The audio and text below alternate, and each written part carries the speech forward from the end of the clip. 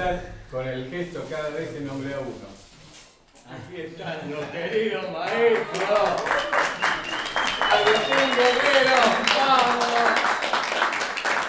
Gabriel Lombardo, vamos. Julián Peralta. Ricardo Acuña.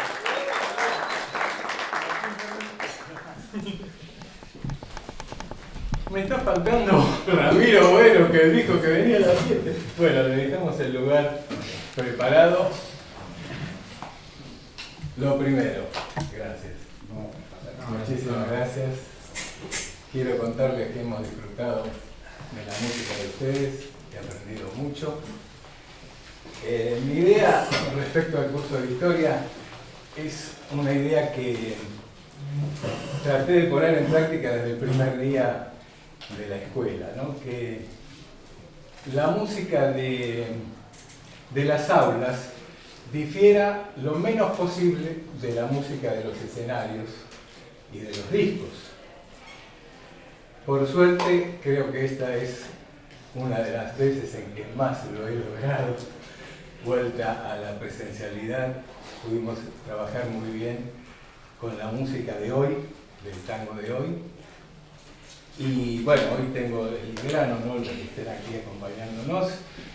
Y la idea es que estos chicos y chicas ya dentro de poco van a dejar la escuela o van a terminar el curso normal en la escuela y han elegido nuestra misma profesión. Entonces, mi idea es que tratemos de ayudarlos lo más que podamos, ¿no? Que les transmita, poder transmitirles esto que nos dejó la experiencia de haber empezado un poco antes y contarles todo lo que podamos para que les resulte más fácil estar en el tango de hoy, de la mejor manera posible, con toda la capacidad creativa que ellos tienen y todo el amor y la energía.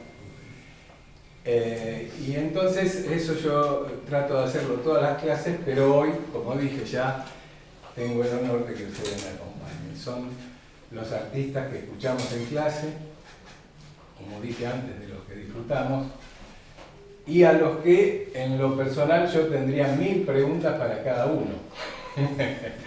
No las voy a hacer, la idea es que sea un diálogo entre los estudiantes, las estudiantes, ustedes, entre ustedes, que yo intervenga lo menos posible, pero sí decir que tal vez lo que más nos sirva al curso es esta idea de la relación de ustedes con las fuentes de trabajo del tango, la relación de ustedes con el exterior, con el mundo, el resto del mundo, lo que está de los límites de la Argentina para afuera, la relación de ustedes con Internet, el ciberespacio, y los espacios, digamos, presenciales o tradicionales donde está el tango, y también, si pudiéramos, porque 2 horas se nos van a ir volando, nunca puedo cumplir el plan, siempre se nos va volando el tiempo, pero vamos a hacer lo posible. Esta es la relación de cada uno de ustedes con la música instrumental y con la canción. Esto nos interesa muchísimo. Así que esta es la idea. Y no tenemos un plan, incluso muchos de ustedes recién ahora comprenden o se enteran o ven qué vamos a hacer. Y lo ideal sería un diálogo, que dialogáramos lo más posible, escuchamos música en la medida que cada uno quiera y tengamos tiempo y podamos, y conversar. Yo decía como si tiempos atrás, cuando nosotros pasábamos por el Águila, viéramos a los maestros sentados ahí y nos dijeran: ven, pibe, tomate un café conmigo, ¿no? una cosa así, aquí están los maestros, aquí están ustedes, en vez de café tenemos audio y video. Ah, pero hay mate. Bien, tomate un mate. Y entonces arranquemos por donde quieran. Yo les pedí la clase pasada que pensaran en preguntas y como dije, yo tengo 1000 para cada uno, pero se las voy a hacer en otra oportunidad. Así que arranquemos.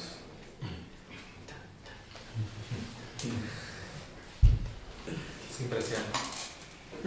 Este es el origen de la música, el silencio.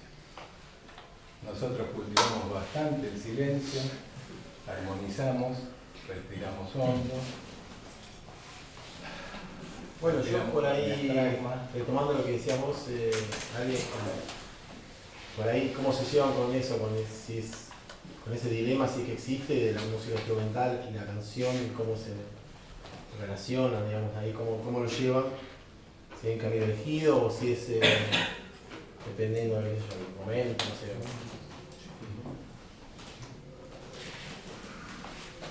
Yo creo que empieza todo con canción. En mi caso empezó con canción desde pibe.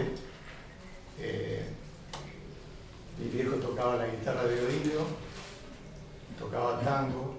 En realidad lo que pasó al principio, primero te voy a hacer un raconto anterior. Se puede decir que un mojón en mi vida, un mojón, algo que para mí es fundamental para que después se desarrolle todo lo que pasó, es a los 4 años en la casa de mi tío en el campo, que después de una cena apareció una guitarra. La primera vez que la había visto, que la veía, y ahí sentí algo fuerte, ¿no? Yo digo que es como cuando te enamorás, sentí eso, como esa sensación de enamoramiento, ¿no?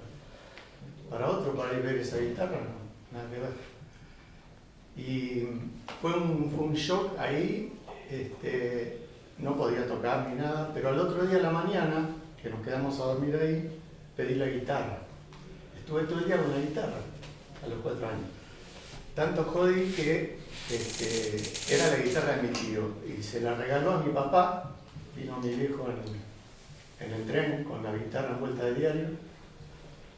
Y ahí empezó todo, digamos, ¿no? Porque me fui muy atrás, pero me parece que tiene que ver igual con lo que después te voy a decir o vamos a compartir, ¿no? Mi viejo, nacido en el campo, con 3er grado, cuando vino acá a Capital, le gustaba la música, pero no se animaba a entrar a un conservatorio, ¿no? O a ir a estudiar, le daba vergüenza. Pero cuando tuvo la guitarra, empezó a tratar de afinarla, porque estaba desafinada la guitarra. No sabía cómo se afinaba.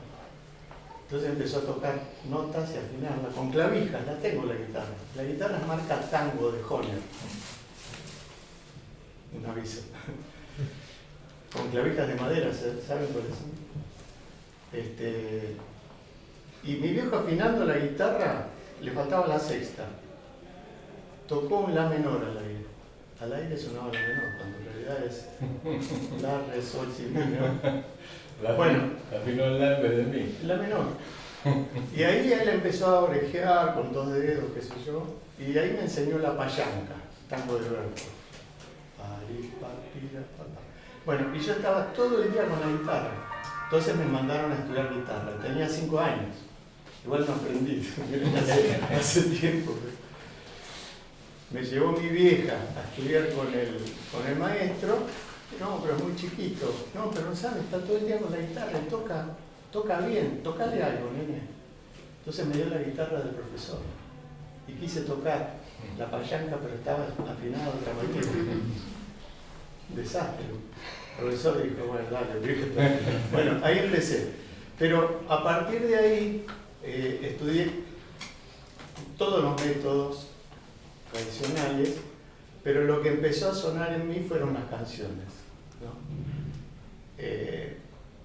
Y no era tango, ¿no? Eran los Beatles. Pero lo primero que me había enseñado papá era tango, y yo lo acompañaba de oído. Entonces, si ese fue el germen, fue la canción, no me puse a tocar instrumental o a escribir instrumental.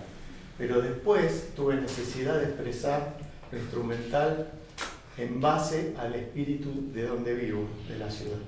Un poquito ahí de eso. Me fui muy atrás, pero como para empezar me parece que podemos seguir.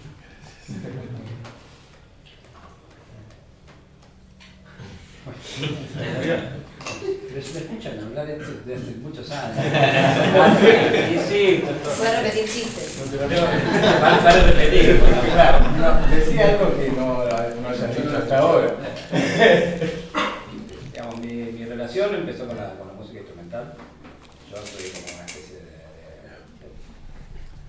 criado por Pink Floyd, ¿no? por ese rock progresivo. Y nada, me encontré de adolescente con el tango y ahí ya me enganché. Siempre me enganché con las orquestas, siempre estaba con la música instrumental.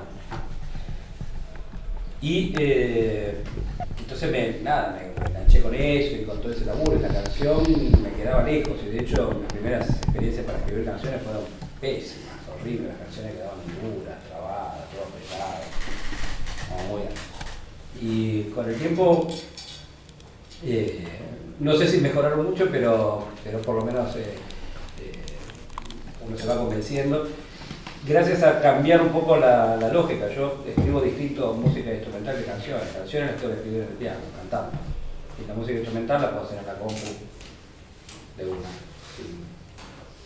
Pero si no canto las canciones no me quedan, digamos, hago melodías más raras de lo que debiera. Me pasa eso, me quedan un poco intelectualosas. Porque bueno, son como dos personajes distintos. El que escribe, a mí me pasa eso. El que escribe música instrumental es como una especie de científico loco que ahí, viste, va moviendo, cambiando cositas, jugando con los motivos y demás. Y me da la sensación que la canción es más Mozart y la música instrumental es más Beethoven. Entonces tiene que fluir. Por eso la música instrumental es más Pugliese y la música cantada es más Troilo. Entonces esa cosa de fluir, tengo que realmente meterme dentro de ese lenguaje y bueno, entonces puedo por ese otro lado. Así que en medio que sí, los disfruto igual. Esto desde el punto de vista de la composición. Como arreglador, digamos, laburo con las canciones, me encanta. Con las canciones de los colegas, me parece que ahí tienen hallazgos. Soy muy envidioso de la gente que escribe canciones, que escribe letras, me parece. Y música para canciones.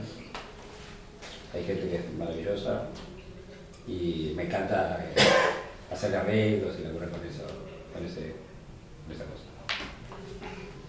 Si querés atacar más, ataca. No. Bueno. Yo no sé si es un dilema. Medio cuando preguntaba a Matías, creo que tengo ese dilema. Pero me acabo de dar cuenta. Siempre resolví más por la música instrumental. Y lo primero que escuché fueron canciones, digamos, pero en inglés tal vez. Entonces escuchaba la melodía. Y después, bueno, Spinetta, el rock nacional, por ahí. Pero a la hora de componer, porque tengo un problema con el... No me siento capaz de hacer un texto, digamos. Entonces siempre fui por la música y soy un buscador serial de poetas, digamos. Y no los encuentro, ¿no? Hace años que estoy diciendo, ¿qué escribe? A ver si puedo hacer. Y en todos los discos, o sea, en los discos de música mía, siempre hay intervenciones vocales, pero tal vez sin texto, ¿no?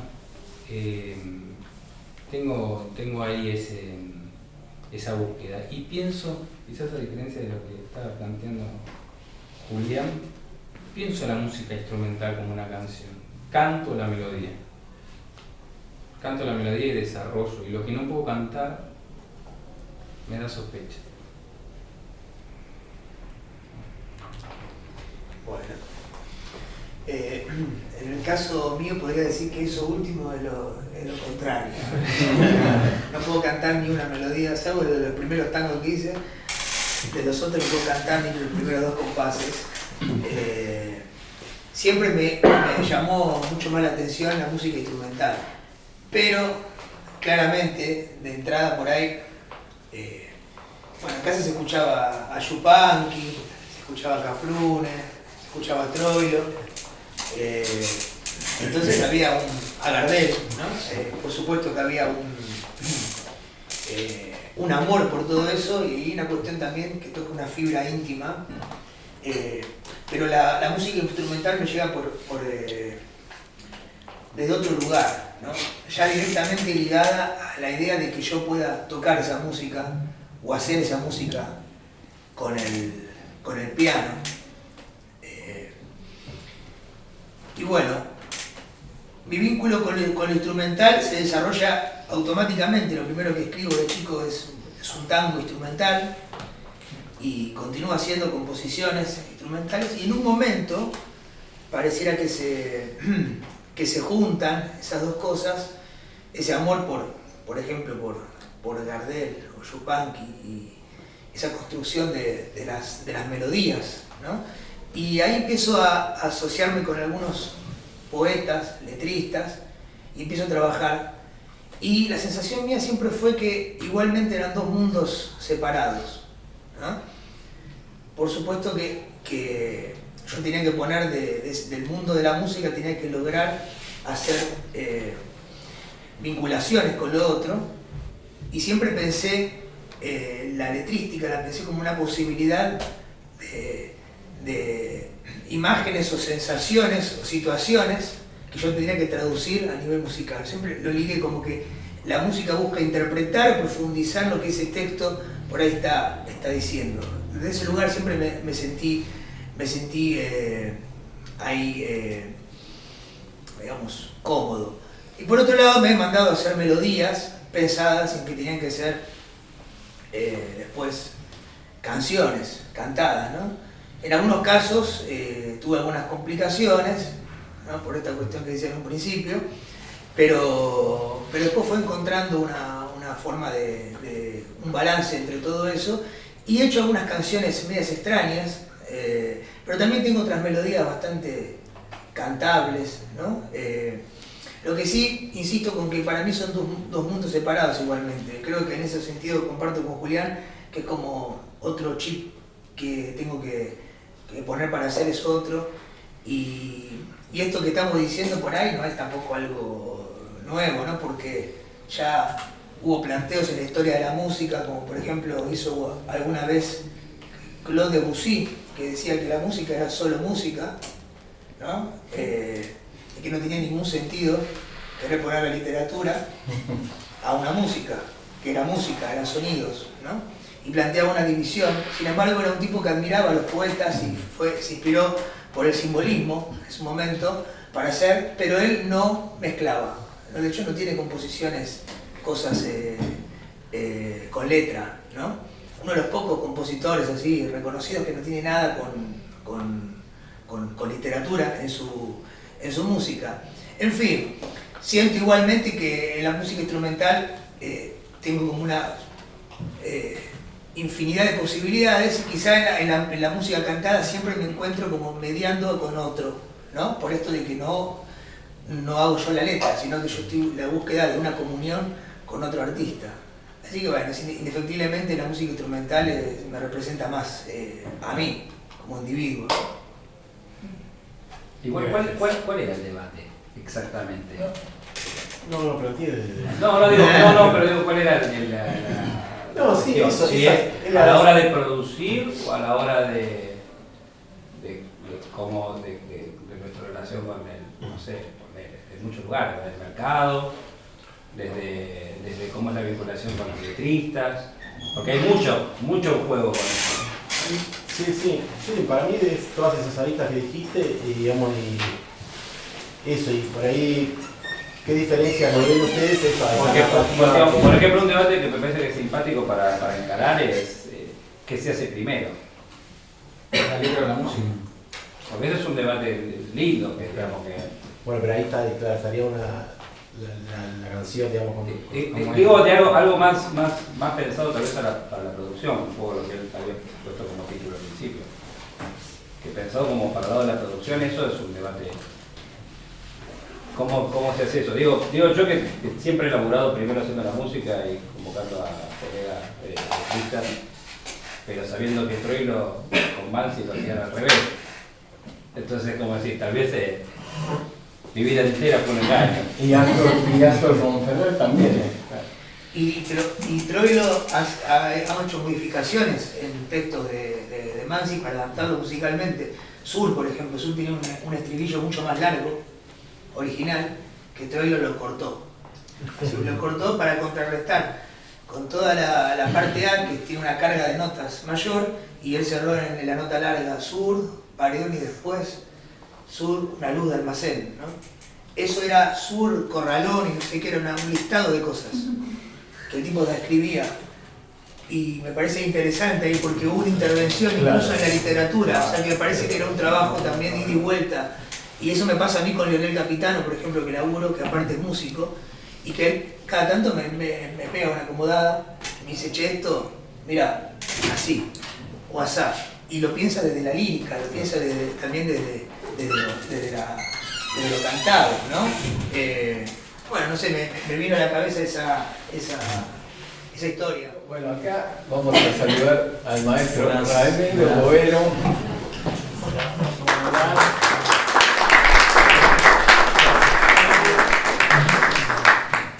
Que se suma a nuestro círculo. Pareciera que en este momento hay más música instrumental que cantada en el tango, ¿no? ¿Qué opinan los maestros? Yo pensaba que el tango siempre fue popular, ¿no? O sea, se caracterizó por arrastrar multitudes en el 40 y fue una música popular. Bueno, ahora no sé si es popular, o sea, es popular culturalmente, sin duda, pero es popular de arrastrar gente. Hay gente silbando tango o grupos de gente que llenan Vélez para ir a ver tango. Y a lo mejor se perdió un poco, a ver cómo decirlo, lo melódico, lo que entra más en el pueblo más comúnmente. Y ahora se compone más instrumental con una música, lo pregunto, ¿no? Para compartirlo, con un sonido más contemporáneo, porque lo necesita la ciudad, y a lo mejor no es tan silbable, no sé, tiro el tema, ¿sí? ¿Dejó de ser popular el tango? Me pregunto. Yo digo que sí, dejó de ser popular. Porque yo no entiendo muy bien la relación de popular con otra cosa que no sea una masividad. He tenido esta discusión varias veces. Y en el fondo después termino, pero más popular que para Elisa, por ejemplo, yo no conozco, ¿no? Una melodía popular es esa, conocida en todo, por lo menos Occidente, ¿no? Entonces esa división a mí me parece un poco extraña, y yo creo que sí está vinculada a la masividad, porque el pueblo se supone que es una mayoría, ¿no? Y si hay una mayoría que no escucha tango, no escribe tangos, no hace tangos o no vive el tango como su propia identidad, eso significa que no es más popular. Pero nosotros no somos el pueblo. Sí, pero somos una parte muy chica. Más élite. Pero somos el pueblo. Claro. No es que el pueblo se sostiene desde un lugar comercial o industrial. Se sostiene. Pero también porque el lo pueblo... sostenemos a fuerza de tracción a sangre, Claro. total, lo más, o sea, pero también es pueblo el que compone música electroacústica, ¿o no? si la compone con honestidad, sí. Entonces... Porque el problema no es la música, ni el acorde, ni el problema es si es honesto con su contexto. O sea que, pero entonces popular sería honesto con su contexto. Sí. Bueno, en ese Que caso... nace del pueblo, porque hay una diferencia entre lo que sería una música de la industria, una música del pueblo y una música, si se quiere, de autor, pero que el autor se autodefine como parte del pueblo. Uno se puede autodefinir como parte del pueblo o no, o decir, no, yo hago una música, la verdad que me desconecto con una música que está desconectada de mi contexto. Hago una música, qué sé yo, que vive en mi cabeza y en mi pieza. Y no importa si estoy en Bangladesh o... Pero si realmente lo que estoy haciendo responde a lo que está pasando en el contexto, es una música nacida del pueblo. Bien, pero entonces en ese caso, yo creo que Beethoven, Mozart... Era música popular. Era música popular. Obvio que sí. Entonces en ese caso, Ahí puedo estar de acuerdo con eso, si se lo ve de ese lugar. Pero no entiendo entonces lo que pasa en esta institución cuando se habla de estudio de música popular Claro. y se habla del tango y todo eso. Ahí, bueno, es otro tipo de contradicción quizá. A ver, creo que la mayoría de la música nace del seno del pueblo. Yo creo que la persona, generalmente el músico es un laburante, son pocos los casos raros que un músico sea un oligarca o un príncipe o alguien que está por fuera. Es un tipo que se formó en alguna institución, que conoció a otra gente, que simplemente quizá tiene ocurrencias o cosas por ahí que pueden ser un poco más habituales o pueden ser un poco más extrañas para una cercanía, para alguien que sea cercano, pero siempre, bueno, me quedó en duda eso. Pero hay gente que es del pueblo y está alienada y que consume la religión del patrón. Y eso ha pasado en toda la historia. De hecho, hasta por supervivencia, ¿no? Vos agarrás y sos un aborigen acá y si no agarrás y le haces una reverencia a la cruz, te cagan matando y tal vez te entregás. Pero eso que digo es que ahí está la diferencia. Si eso es honesto con tu contexto o estás falluteando para sobrevivir, aunque seas un laburante, todos laburamos en este sistema. Bueno, Y laburar en este sistema implica de alguna manera seguir haciendo girar la rueda de este sistema. Y no le escapa ninguno, ¿no? Digamos, pero no no escapo existe yo, no le... gente que hace tango y que igualmente lo Igual, hace. vamos a monopolizar esta cosa porque nos conocemos todos. Perdón, pero tenemos mucha confianza. Que me gusta este tema porque me parece interesante.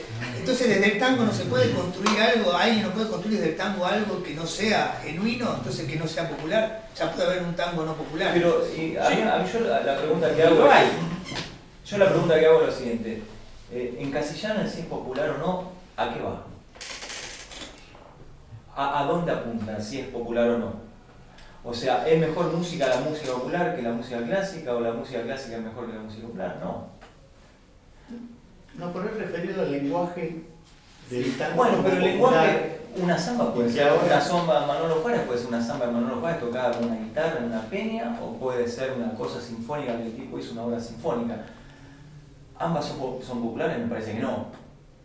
Pero No, sí, que me parece que el eje que había planteado Julián es la cuestión de no medir lo popular en cuanto a la complejidad o poca falta de complejidad, o lo académico o no académico, sino precisamente una música pensada con, que por ahí no tomo exactamente tus palabras, pero una música pensada con propósitos musicales, a diferencia de un producto, que es una música pensada para otro fin, para vender, para servir de cortina a algo, digamos que... Bueno, pero Stockhausen es popular entonces. Porque el tipo pensaba en su música, no le importaba nada, el mercado. Pero representaba el contexto. Y algún contexto estaba. Algún contexto individual. Ahí estás haciendo una música que es una música de autor. ¿Por qué un contexto individual? Y porque si Ha ese hecho- contexto, digamos, si ese contexto está en tu cabeza, está en tu pieza, no está por afuera. No, bueno, pero disculpame, el Cuarteto del Fin de los Tiempos de Messiaen, que fue compuesto en un Campo de en un concentración. campo de concentración, no es música popular, pero sin embargo... Pero el si él, marco a ver, yo contextualizado lo que eso, creo que es el debate, yo no voy a tener el termómetro de cuál es popular y cuál no me da la altura moral para discutir qué es y qué no es popular. Lo que digo es que como idea conceptual, sí me parece que lo popular es lo que representa un contexto. Si esa música representaba un contexto, me parece bárbaro. Pero hay algunos autores que no la hacen desde eso. Si vos haces una música mirando dados, y es una música, y tenés tu valor, y habrá gente que lo admirará, y estará fenómeno. Pero lo que digo es que no está pensada como representación de un contexto. Es compleja esa definición. Porque... Igual no es. La música académica contemporánea responde a un contexto de aula, a un profesor, al estereotipo estético, a un prestigio, en un lugar, Sí, a una escuela de que alumnos no que es- intentan reproducir exactamente. para ser aprobados por Ahora, alguien. es- Y bueno, y eso... Pero no es un si contexto nosotros- social. Eso es un contexto de probeta. No, eso es un rol que cumple la academia en una Me sociedad. encanta, Entonces, me encanta, pero no es lo que brota.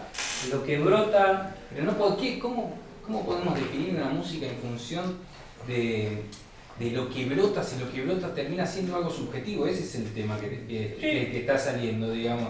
Lo popular. ¿Cómo definir? Él dijo, Agustín, lo popular y la masividad me cuesta diferenciarlo. Ahí hay un punto que me parece interesante, porque hay una diferencia entre popular y masividad. O sea, y eso, la masividad tiene que ver con la sociedad de consumo. Y lo popular tiene que ver con la música, para mí, en el cual el autor deja de ser música de autor y empieza a hacer esta idea de folclore, esta idea que les pertenece a todos de alguna manera. Aunque sea una tribu chiquitita. Aunque sea chiquita, pero es colectiva. Todos, ¿quién inventó el guiso? Y bueno, todos, digo, algo fuera de la música, pero todos hicieron un aporte individual, una zanahoria, una cebolla, unas lentejas, bueno, y el guiso que no inventó nadie. Bueno, las músicas populares tienen esa característica, todo lo popular, lo folclórico debería tener esa característica. Yo que dudo en que la raíz de cómo nace lo que no sé a qué nos estamos refiriendo con música comercial, es popular. Porque no nace de un laboratorio, nace de unos pibes que se juntaron a hacer una música, que escucharon otra y que hicieron esto, y de golpe eso se industrializó y se hizo eso. Entonces en su origen es popular, porque también es un tango electrónico también, que también viene de un origen de agarrar una melodía de un tango, y lo hizo un pibe de acá de Buenos Aires, que escuchaba los tangos y se le ocurrió meterle algo electrónico a eso y hacer una cosa así.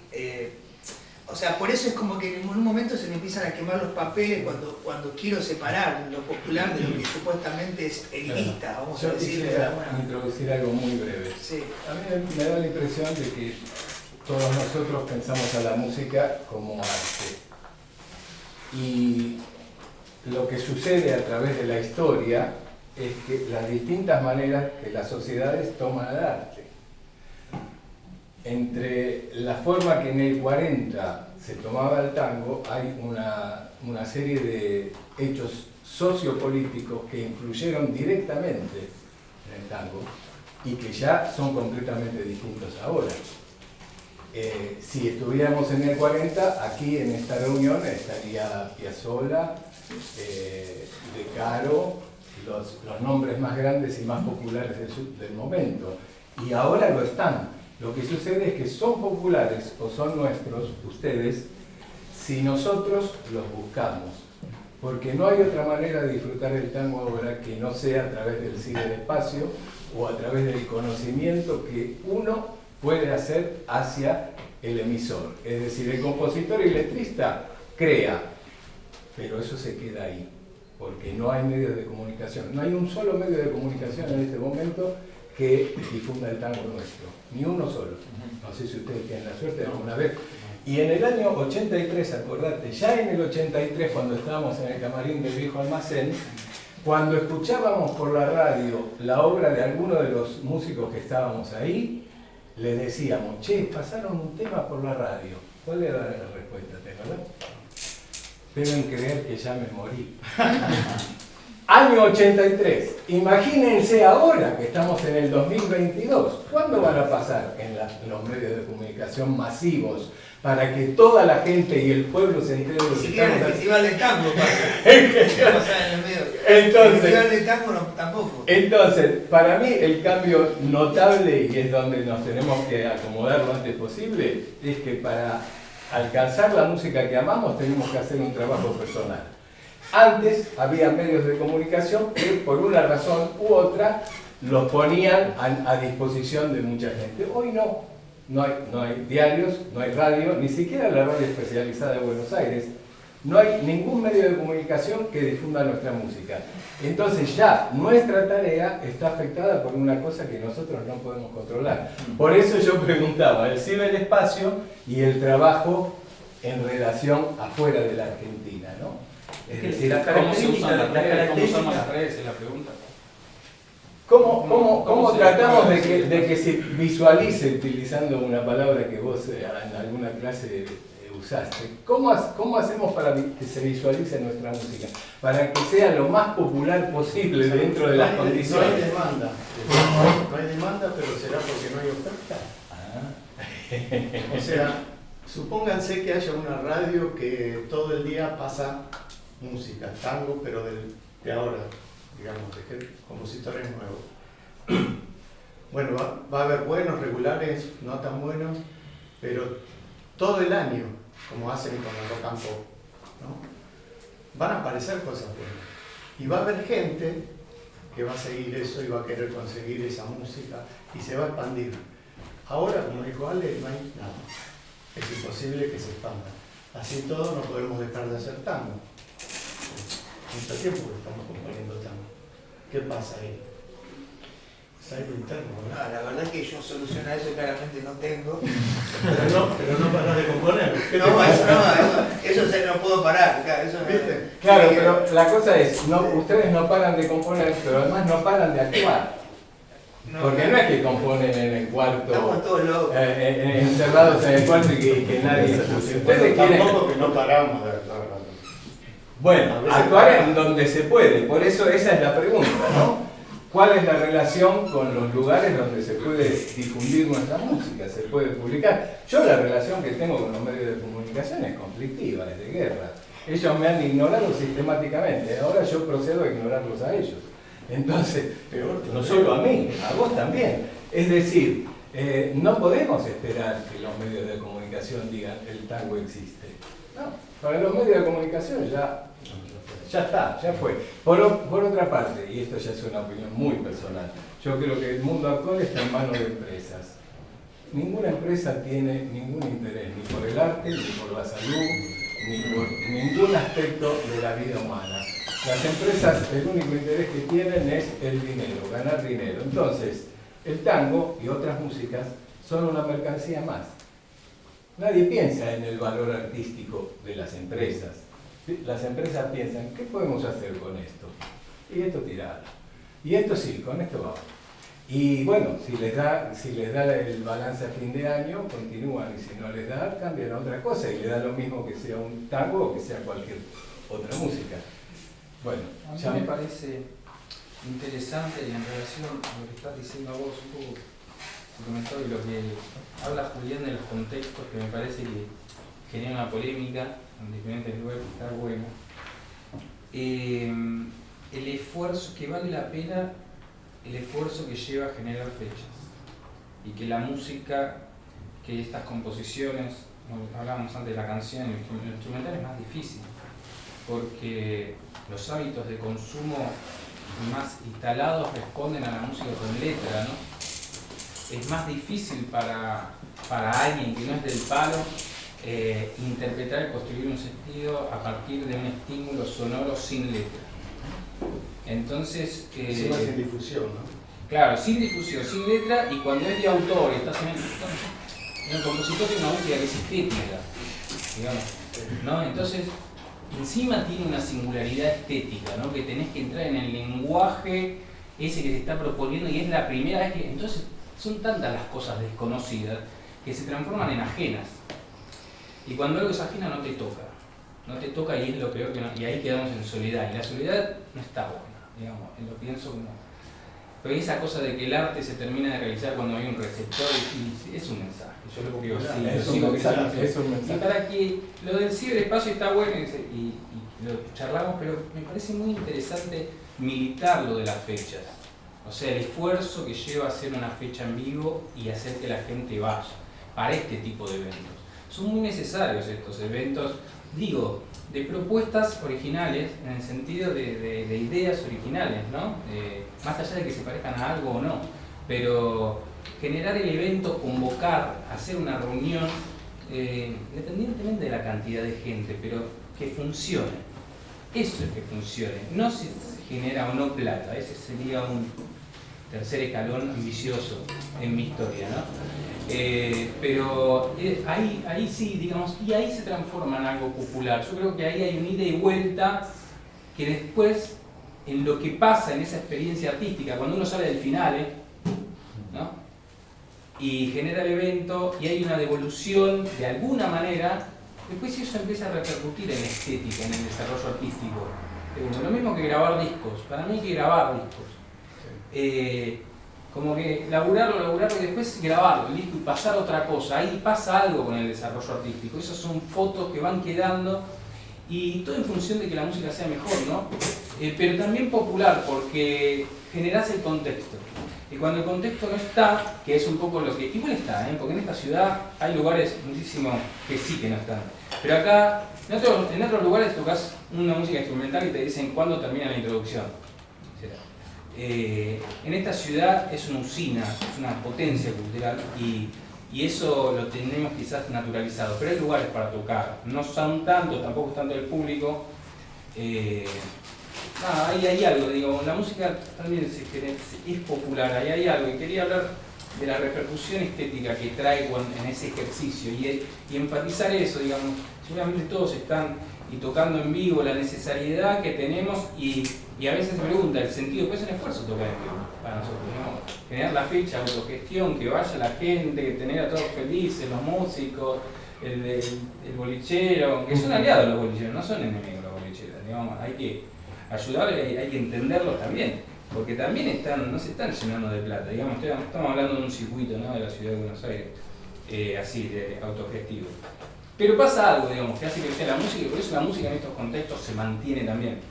Esperemos que haya contextos mejores. Igual hay logros históricos, digamos, tenemos una ley de la música, un INAMU que se va perfeccionando, no estaban esas cosas, un montón de subsidios que no estaban hace 20 años y eso son conquistas colectivas, ¿no? Que hay que visibilizar, y es el sentido de hacer música, el sentido de organizarse, el sentido de luchar por la música, esta cosa también de salir, ¿no? El compositor es un ser muy solitario, digamos, y es necesario salir a tocar, es necesario también reunirse y construir colectivamente.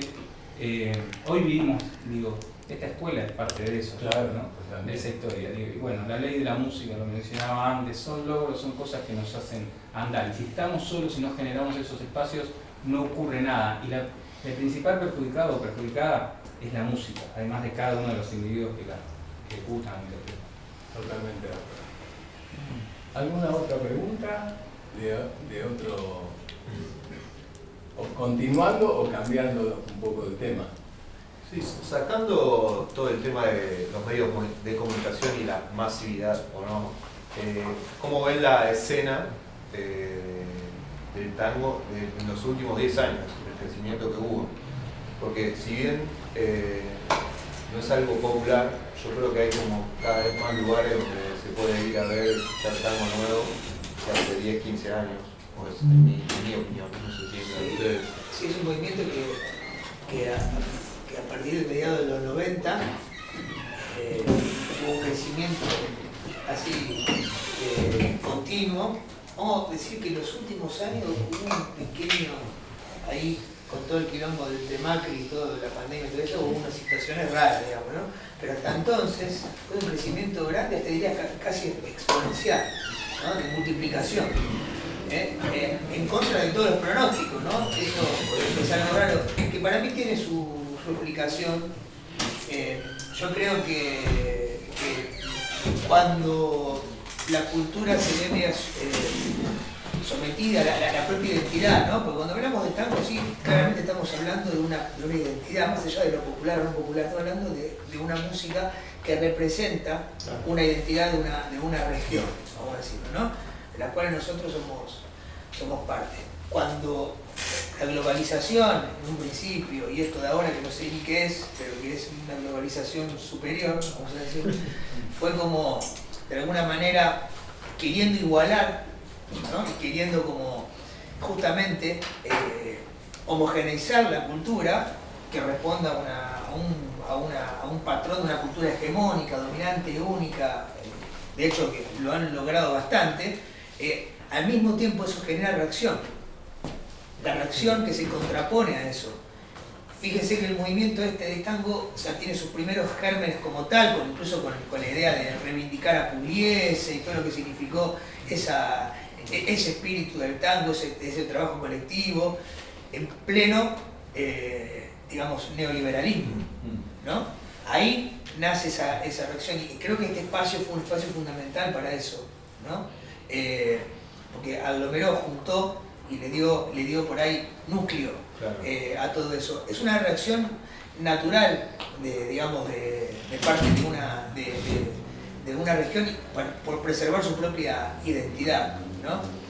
Así que en ese sentido el tango recibió ese impulso primero en ese momento. Por supuesto que había gente que venía laburando antes de eso y haciendo un montón de cosas que la tenía mucho más complicada, por lo que me cuentan en la década del 80. Yo soy del 88, así que no la viví esa década, pero sí me han contado músicos amigos, como por ejemplo Fernando Otero, que ya venía laburando y haciendo música nueva en ese entonces, ¿no? Que se fue a la mierda, se tuvo que ir rajar, no sé, o sea, estuvo dando vuelta un poco acá y no encontró qué hacer y se tuvo que rajar, ¿no? Y le pasó eso.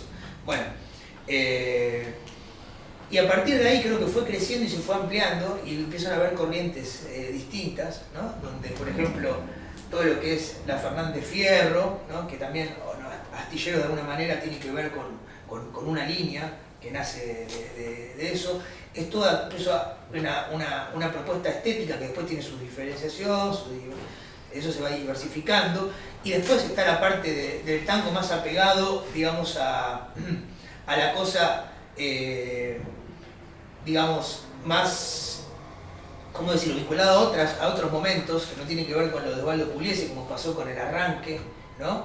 Que apelan a un tango, acá que tenemos a Ramiro Güero, que por ahí está más cercano a todo eso, incluso un tango con un despliegue técnico, ¿no? Con toda una cosa así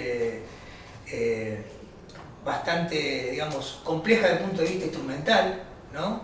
Y después tenemos por otro lado, no sé, gente que fue haciendo canciones, ¿no? Como el Tape Rubín, ¿no? Como el, no sé, Acho Stoll, con la Chicana. Y después también quienes, por ahí yo me incluyo un poco ahí, quedamos ligados a unas cuestiones más de la música y vinculando el tango con otras músicas, con la música contemporánea, o no sé, buscando por otros lugares. Creo que todo eso fue como teniendo una vida propia y empezaron a surgir cada vez más proyectos que tienen que ver más o menos con algún resumen, ¿no? Con todo eso. Y después eso también se empezó a mezclar un poco, ¿no? Y yo creo que en la actualidad es una cuestión bastante plural, amplia, cuando hace 10 años, por ahí un poquito más, 15 años, no era más fácil de definir. Era como decir, están estos que hacen esto, están esos que hacen esto, estos que hacen esto otro. Ahora ya no sé si se puede hacer eso. Te desayunás con que hay una agrupación nueva que hace una cosa que vos no sabías, que esto, que el otro. Aparecen bandoneonistas por todos lados, que antes no había bandoneonistas. Eran pocos.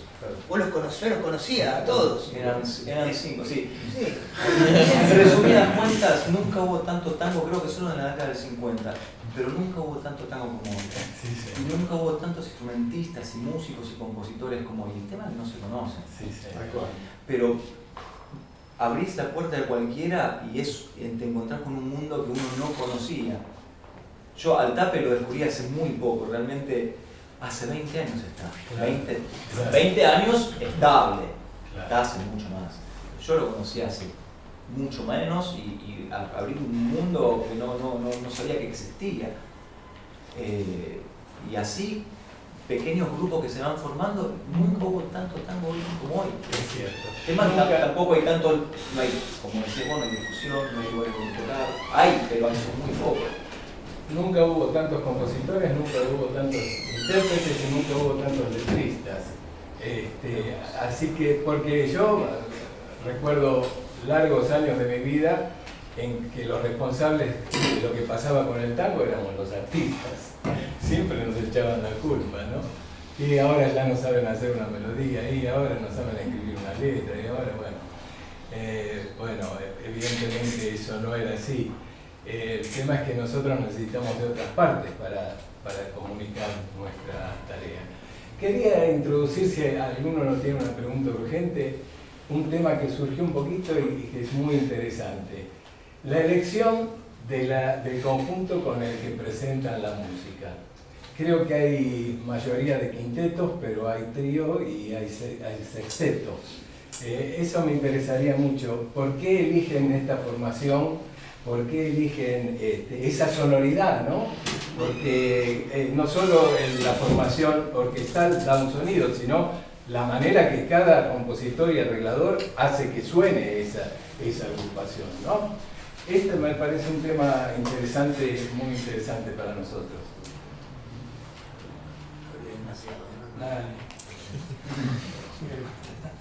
¿Por qué elegí lo del quinteto, digamos? Vos tenías una orquesta típica de Agustín Guerrero, sí, que era atípica, ¿no? Porque era una orquesta de 14 músicos con flauta, oboe, guitarra española. Entonces, evidentemente el nombre de orquesta típica venía por la tradición del tango, pero no era la orquesta típica de bandoneones, violines, piano y contrabajo, ¿no? Tenía como base eso, porque en un principio eran tres bandoneones, ¿no? Y después tenían las cuerdas, ¿no? Los 4 violines, viola, violonchelo, contrabajo, piano, y aparte había guitarra criolla, que se tocaba no en todos los temas, pero en la mayoría, y después también había instrumentos de viento, en un principio era flauta traversa y clarinete, y después también hubo fagot, que bueno, eso me parecía siempre interesante, la combinación y las posibilidades tímbricas y técnicas de esos instrumentos. De hecho, la Orquesta del Tango de Buenos Aires forma de esa manera. Yo tengo entendido que era un orgánico que Troilo alguna vez había pensado para una etapa de su orquesta y que nunca pudo realizar. No, lo hizo. ¿Lo hizo? Ah, lo hizo en el patio de la Morocha. La Orquesta del Tango de Buenos Aires es la orquesta que utilizó Troilo en el patio de la Morocha del presidente Alvear. Y cuando fundaron la orquesta, los fundadores tenían esa idea y dijeron, vamos a hacer la orquesta que quería Troilo. Porque Troilo dijo, yo si pudiera dejaría la orquesta típica y tocaría con esta orquesta, la que toqué en el patio de la Morocha. Y entonces Carlitos García, Del Priore, Garelo y alguien más que no recuerdo, que fueron los que formaron la Orquesta de Buenos Aires en el aspecto artístico, dijeron vamos a hacer la orquesta de Troilo. Claro, bueno, entonces había una ligación, aparte son instrumentos que en un principio eran más comunes incluso que el bandoneón y el piano, y no sé si que el violín, pero el bandoneón y el piano seguro. El piano lo introduce Firpo, y el bandoneón se va introduciendo de a poco y termina a tener más protagonismo, yo creo, después de la muerte de Gardel. O sea, que el bandoneón toma la voz, ¿no? Yo me gusta pensarlo de esa manera, como que la voz de Gardel queda un poco situada en el bandoneón. Pero es una idea, ¿no? Pero en definitiva, la orquesta en realidad tenía mucho de lo que ya ha pasado, solo que había distintas aristas y se combinaban cosas que supuestamente no eran tan comunes, pero uno después se va a ver cómo formaba la orquesta de Canaro, y la mía era una orquestita al lado de eso que tenía de todo, hasta batería, de percusión de cualquier tipo, arpa, incluso freseo, tu arpa, trompetas, digamos. Lo que pasa es que en la década del 40 se establece una formación, ¿no? Que se consolida bien ya de antes, en realidad. Se establece en realidad en la década del 30.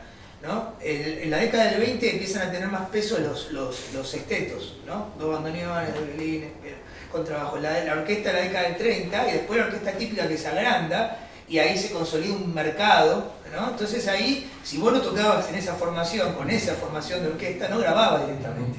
O sea, no había chance de que vos seas parte del mercado, ¿no? Volviendo a esta cuestión de lo popular, lo que hace, bueno, siempre me rondan todas estas ideas. Entonces, en definitiva, Troilo no ponía el clarinete y lo que quería poner porque no iba a poder laburar, se hacía eso, básicamente, ¿no? Entonces, bueno, al margen de eso, creo que con mi orquesta y tuvimos la libertad incluso también de introducir un momento unos sintetizadores y combinar una cuestión electroacústica. A mí siempre me interesó eso, de más pibe lo veía medio lejano, después me fui acercando. Después también introdujimos percusión, hemos grabado con xilofón, vibrafón, con distintos instrumentos. Y bueno, pensando como la orquesta típica como una base de la cual después por ahí construir y por qué no ampliar las posibilidades tímbricas también. Estamos, qué sé yo, en el siglo XXI, no me parece tan raro, ¿no? Explorar un poco lo tímbrico, que se viene haciendo en el siglo XX hace un montón de tiempo. Pero en realidad yo elegí mi quinteto para esto porque es la agrupación actual que más me representa, con la cual me encuentro más vinculado artísticamente, estoy continuamente pensando qué hacer y funciona justamente en parte algo electrónico, porque tiene sintetizadores, como bajo eléctrico con trabajo alternado, tiene una batería muy así rockera, zapesca, así media grande, que suena para tocar fuerte, digamos, ¿no? Eso que quizás es algo más por ahí rockero, aunque para mí el rock es algo que me llegó de grande, al revés. Yo empecé a escuchar el rock sinfónico y todo eso ya siendo medio grande, estando en la universidad, y encontré una fascinación por Crimson, Emerson, Lake and Palmer, Zappa y todo eso. Y bueno, eso influyó posteriormente en lo que hice yo con el quinteto, y incluso ahí alguna vinculación con el jazz o con ese rock progresivo que me llevó más tarde. Y por supuesto el tango siempre presente, porque aunque no quiera, está igual. No hay chance, forma parte de mi ADN. Bueno, no sé si sirvió eso. Gracias. Vale. ¿Cómo era la ¿Por qué elegiste expresarte con esa formación orquestal y cómo la manejás? Es medio nuevo, digamos, para mí. Fui muchos años escapándole a Astor. Muy fanático de Astor y sentía que era un camino cerrado. Que si me metía ahí, cualquier cosa que haga iba a ser imposible tener una voz propia. Y entonces yo estudié en la UNA, unos años, no terminé, enganché con la música contemporánea en un momento y armé una orquesta, pero quería hacer música popular. Y armé una orquesta que tenía maderas, todas las maderas, fagot, clarinete, flauta, oboe y el quinteto de cuerdas. Y trataba de, en vez de hacer trabajos para la materia composición, generar discos y música en vivo, que era un poco lo que decía. Y ahí aprendí mucho, digamos, porque fue una escuela para mí, pero no enganchaba. O sea, eso era una plataforma donde yo trabajaba lo que me pasó hoy ahora quiero ordenar un poco el discurso, pero en ese momento era de exploración como absoluta en varios ítems, ¿no? En lo rítmico, en lo armónico, en lo formal. Entonces componía como más sinfónicos, muchas secciones, mucho desarrollo, de la nada al todo. Y eso fue y también investigando, no sé, me enganché con la música afroperuana, estuve en Perú un tiempo, investigando cómo funcionaban los ritmos afro de allá. Mucha búsqueda tímbrica y disconformidad también. 10 años estuve con eso. Los sicuris en un momento con lo andino me enganché. En un disco tengo grabado con un grupo de sicuris, unas 2 obras con sicuris y esta orquesta, ¿no? Y después lo charlé, fui a la casa de Julián también en momentos de crisis también, de estar como insatisfecho. Y lloramos juntos. Y lloramos. Porque vos también estabas insatisfecho. Hay algo, digamos, cuando Agustín dice y no paro de componer, hay una sensación de insatisfacción importante. Yo interpreto, ¿no? Y a mí me lleva un poco a eso, digamos, la producción musical. Quiero ver si lo puedo encarar de un lado menos patológico. Quédate tranquilo, cuando pasa el tiempo decís, qué bien que estaba eso. Sí, pero acá que pasen unos años. No, pero no siempre componer porque uno está mal. Eso es lo que quiero cambiar. Quiero componer cuando estoy bien. Pero cuando estoy bien me tomo una cerveza. Decía esto, y después de un tiempo ahí me dejó de funcionar eso que no conseguía, digamos, el equilibrio agudos, medios, graves. Me faltaba siempre el ritmo público. Yo quería que suene rockero y claro, tenía una orquesta y me enojaba con todo el mundo. Porque dale, tocá, tiene que explotar. Estaba mal yo. Rompe la cuerda. Estaba muy mal yo. Porque claro, la cuerda está buenísimo, pero tiene límite, no es nunca una batería y uno. Me peleé con mucha gente en el medio y me relajé un poco y armé el quinteto típico, digamos, ¿no? Que es la sonoridad que a mí me llamó siempre como más perfecta para cantar melodías. Tengo los medios resueltos, los bajos resueltos. Y esto también tiene una sonoridad que tiene un eco colectivo, porque hay muchos antecedentes de esa sonoridad. Claro. Entonces enseguida hay una referencia y no estás tan... Con el sonido de los durmientes, que la orquesta anterior era como que no había popularmente, en la oreja no estaba. Entonces si ya jodías un poco con la armonía y con lo tímbrico, los hacías cantar en un registro que no era y lo formal ya te iba quedando como muy solo. Digo esto porque relacionando con la charla de lo popular y lo no popular, ¿no? Yo buscaba la música popular. Y el quinteto me resolvió eso, tiene una plataforma, digamos, tímbrica, que además me tiene muy... es mi instrumento, yo toco la guitarra, pero el instrumento termina siempre eso, digamos, y hago grupos porque con el instrumento no termino de resolver la música con la guitarra. Me cuesta mucho guardar un repertorio con la guitarra, decir qué toco. Ahora el sábado toco solo y estoy todavía pensando qué es tocar, porque no me gusta mucho nada, digamos. Y tengo un dilema con eso, pero decía esto, si uno desarrolla todos los, o arriesga en todos los parámetros de la música, digamos, el ritmo, en la forma, en lo tímbrico, en el desarrollo melódico, y me estoy olvidando seguramente de alguno, y empieza a sonar muy bodoque, ¿no? En cambio, el quinteto lo que a mí me dio, y contesto eso la pregunta, es un lugar que ya está en la oreja colectiva. Entonces yo puedo arriesgar armónicamente y sigue sonando. Me sigue sonando. Claro. Y yo encuentro como un eco también. Sigue sonando, y cuando digo sigue sonando, tal vez estoy compitiendo con el concepto de lo popular, que charlábamos antes, que nos cuesta definirlo, pero no lo definimos, pero me sigue sonando y sigue habiendo un eco y sigue formando parte de algo.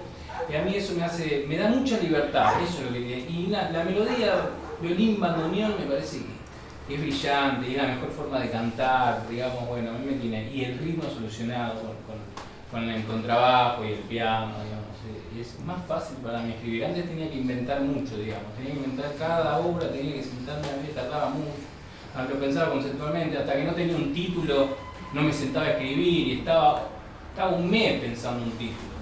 Y después me sentaba, no sé, un abordaje, ¿no? Un craneado. El título también es literatura, ¿no? También sí, está pero fuera de la decir, música. sí, pero entonces me iba sí, porque leía, me veía una película o quería, me agarraba lo de una puerta a ver si sufría y se me ocurría un título. Y bueno, ahora me relajé, estoy componiendo diferente también, me pongo a hacer sin saber cómo se va a llamar. Gracias. No sé, llegué a los 40, hay algo de que llegás a los 40 me parece. Tuve un hijo en el medio y empecé a hacer y no me empecé a preguntar tanto.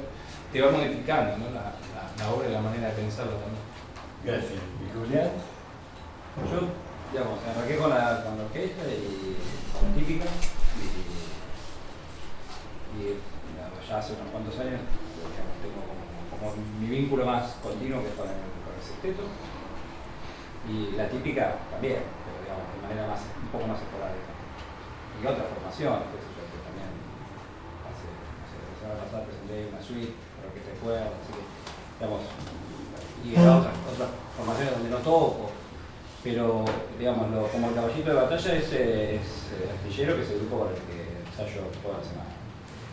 Que es un sexteto, pero esto es muy personal, nunca te lo comenté y era una de las 1000 preguntas que te voy a hacer próximamente, ya de 1999. Es un sexteto, pero con una búsqueda de un sonido más grande, digamos, un sonido orquestal, una masa y siempre mucho sonido arriba, ¿no? Digamos, la posibilidad de los dos bandoneones es hace mucho barro, ¿viste? Dos calefones juntos. Pero además el piano usado también. Sí, pero eso porque no sé tocar otra manera. Mentira, no le creas. Mentira. La cuestión con los bandoneones hacen, digamos, generan mucha masa sonora. Y a mí eso me gusta porque, por esto que decía, que me crié con la típica. Para mí armar la típica siempre es como volver a casa. Es una sonoridad así muy feliz, que me hace muy feliz. Pero el sexteto tiene grandes ventajas. Que es el hecho del laburo cotidiano muy dinámico. Claro. El laburo cotidiano, y no estoy hablando de tocar en vivo, porque no tuve problema para tocar en vivo con la típica, pero sí el problema de cambiar cosas. La orquesta típica es más institucional. O sea, si vos querés cambiar una nota a la cuerda, implica 10 minutos de ensayo cambiar la nota, y cambiar la nota, cambiar los arcos, ajustar cosas, se arma todo una pérdida de tiempo. Lo mejor que haces es decir, bueno, ya sé, voy a cambiar la nota, vas a casa, lo cambiás, hacer las partes de nuevo y se las da de nuevo. Es más dinámico que, o sea, porque tenés 4 cambios en el ensayo, se te fue el ensayo. En cambio con el Astillero es una papa. Pero va mucho más práctico. y va. Y entonces es para lo que tiene que ver para el laburo creativo, es muy dinámico, muy lindo. Y además tocan mucho de memoria, o todo de memoria. Todo de memoria, sí. Eso es notable. Es muy cómodo. Al principio es un poco para la gente que no está entrenada, sobre todo los cuerdistas que vienen como más un palo más lector, pero una vez que entras en eso, no te vas más, porque a mí me gustaría hacerlo con todo, no lo puedo hacer con la típica porque hay, como vuelvo a repetir, como es más institucional, siempre hay algún músico que no está, y además cambiamos el repertorio y no tocamos tan seguido, pero... Y aparte es más fácil aprender una melodía que aprender una voz que es sol, tercer sol, bandoneón, mi, claro. un tercer bandoneón, ya aprenderlo de memoria es un Mirá, logro. yo tocaba de memoria con la Fierro. O sea que nosotros el tocar de memoria lo hice con orquesta, y de hecho la orquesta quiere hacer ese paso, los mismos colegas, no tiene ningún drama, pero para mí es como mandarlos a hacer mucho laburo por algo que no le voy a dar esa continuidad de laburo porque se me va la vida. No estar seguro, tener. No, en realidad si me pongo las pilas, la hago girar, pero si me pongo las pilas para hacerla girar y encima tengo que hacer girar astillero, no vivo. O sea, porque es una cantidad de laburo que es como un delirio. Ya con un proyecto continuo es bien. Gracias. Maestros. Bueno, yo empecé con un power trio, pero no tocaba tango. En realidad se llamaba bidú rock porteño, siempre quería agarrarme Del tango. sí, de la patria, con letras mías y bueno, cantaba y siempre se me iba para el lado urbano, pero en determinado momento sentía que estaba siendo infiel a algo, me sentía transgresor de lo popular de la Argentina, no sé, algo así. Necesitaba tango, aparte que había caído la semilla con lo de mi viejo, ¿no? Que me enseñó ese tango y bueno, me mandó a estudiar y también estudiaba tangos. Y en determinado momento el primer grupo que armé de tango fue lo más original que hice, porque después caí un poco en el quinteto de lo que decía, ¿no? Esa sonoridad que te atrapa y funciona todo, ¿no? El primer grupo es el Neocuarteto y un poco fue inspirado por haber tocado con Ale en Buenos Aires del 900, con la guitarra criolla haciendo Guardia Vieja, con el pulgar a full, ¿no? Percutivo, que me quedaba la ampolla. El primer concierto, el show que hicimos en el Sheraton, había que sostener desde una viola criolla, ¿no? Con una amplificación de micrófono. Y estaba el Buda, un clarinete y voz en flauta. Y yo sosteniendo todo. Así me quedó el dedo. Pero era como el power, yo me sentía el piano, el que sostenía todo, ¿no? Bueno, y eso me inspiró a después armar un cuarteto, el neocuarteto, que decía que fue un poco lo más original que hice, y era guitarra española, saxo soprano, violonchelo y bandoneón. Original. Es más, gané un premio, un festival de música de la provincia de Buenos Aires con un tema llamado Tango de Circo, que fue la única grabación que quedó en Melopea hace 1000 años. ¿Está subido eso en las redes? Lo tengo que buscar, me parece que no. Subido. Lo tengo que subir. Digo, está muy bueno. Y ahí grabé 5 temas que también los quiero subir, Sentimiento Gaucho, temas míos, bueno. Y eso me lo dijiste vos, eso, ¿por qué cambiaste, no? Lo último lo del quinteto mío fue basado en ese quinteto tradicional. Pero ahí también metí temas de King Crimson, metí Larton Sinaspi. Y en el último Crimson tema cruzó todo, ¿eh? Parece ser sí. fuerte. Era como necesario. Y Emerson Lake and Palmer, ¿no? También Sí, existe algo. por ejemplo, Larton Sinaspi de Fripp, yo siempre lo escuchaba con un fuelle. Al final es el tango de Fripp. Sí. Para mí Claro. es urbano, es la ciudad de Sí. otra ciudad. Otra ciudad. Se le pone el bandoneón y ya se llega a esta. Pero sí, ¿te acordás cuando escuchó Ferrer en la Es a un Carmen? bandoneón de distancia. Sí, yo lo hice escuchar en una reunión donde escuchaba, cada uno llevaba la música que le gustaba, y hice escuchar la obra de Lars von La de Frick, sí. la de Frick, con el arreglo de Edgardo, y yo nunca decía los títulos, ¿no? Y entonces digo, todos los tipos escuchando. todo ahí escuchando y Ferrer al lado. Yo no estaba. ¿Es un tango esto? Dije, y Ferrer me dice, es un tangazo. Muy bien, lo escribió Robert Fripp. Vale por Roberto. Y sí, bueno, en el trío, la última formación que hice es guitarra, percusión y bandoneón. Sin bajo, o sea, como sosteniendo De yo, nuevo por el pulgar. Sí, exacto. Y ahí toqué Eruption de Kate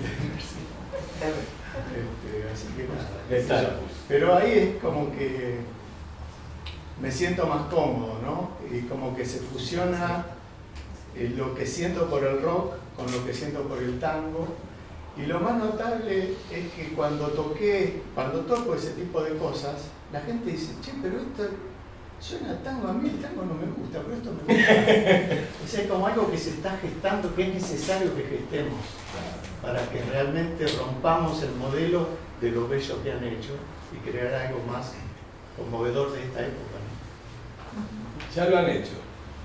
Así Ya lo han hecho. Falta que se entere el público. Bueno, a mí siempre, el tango, una de las cosas que más me gusta siempre fue el manejo de los tiempos, el ir y venir con los tiempos, ¿no? Acelerar, desacelerar y arrebatar, y que las cosas lleguen antes o después. Y creo que donde me sentí muy cómodo siempre fue en el trío de bandoneón con trabajo y piano. Creo que es como una típica reducida sin violín, donde el bandoneón asume un poco el solista, el rol solista del violín y ahí condensa todas esas cosas de poder manejar bien los tiempos y poder ir los tres bien, sí, no solo respirar, sino a veces arrebatar, ir para atrás y un compás y al siguiente, o que el compás de 4 nunca sea rítmicamente estable. Eso siempre me gustó mucho el tango, por eso me gusta mucho la orquesta de Pugliese, de las orquestas que más me gustan, y entonces siempre me sentí muy cómodo con el trío. Puede ser que el tango de las músicas populares que más conocemos aquí en la Argentina sea el que más juega con el pulso y con el ritmo de todas las músicas. ¿Puede ser? Mira, yo creo que el tango tiene un montón de características, pero esa, en cualquier música popular del mundo, es casi, te diría que es única en el tango, que de eso de mover el tiempo, ¿no? Donde se acelera, se desacelera. Hoy día hay muchas métricas, pero el tiempo es siempre estable. Quizás la corchea es estable y hay cosas en 17 octavos o 11 octavos, sí. Pero el tango lo que tiene es, bueno, acá para adelante, acá para atrás. Y el trío a mí siempre me resultó muy cómodo eso, el manejo del tempo, y bueno, hoy día me copé un poco más con la orquesta típica. Estoy escribiendo mucho con orquesta típica y me parece como que la orquesta típica es lo más, es la tradición y también la vanguardia, y termina siendo todo, ¿no? Medio como que me apasiona la sonoridad de los 4 bandoneones, escribiendo a 4 voces a veces, donde siempre las disonancias y la posibilidad sonora que te da, ¿no? La orquesta típica. Y es un trío también, uno puede jugar, como decía Julián, es más difícil, uno quiere ir para adelante o para atrás, tiene que hacer, paramos en ensayo, media hora de charla o de discusión, ¿no? Pero a mí me parece siempre hay alguno que dice, no, che, probemos esto, y se prueba esto, entonces ya solo probar eso son 15 minutos, entonces la orquesta típica es lo mismo que el trío en cuanto a la posibilidad de ir y venir, en cuanto al tiempo, pero como más asamblea, una asamblea, ¿no? Termina siendo una asamblea. Qué bueno. ¿Qué otra pregunta? Me parece que ya no nos queda mucho tiempo, lamentablemente, ¿no? ¿Qué hora es? Creo que con esto del tiempo flexible, que como un rasgo que diferencia al tango o que le da identidad al tango, al género? Ustedes como compositores, ¿en qué medida cuidan o creen que son rasgos que son del género o que tiene que cuidar o considerar, y en qué otra componen músicas que les sale, que buscan intelectualmente o que incluso buscan romper una cuestión con la ruptura y la tradición y lo que creen que es representativo del género? Bueno, eso. Bueno, eso es verdad que es algo muy característico, y me animo a decir algo. Creo que nunca escuché mejor logrado eso. Acá puedo meter una polémica.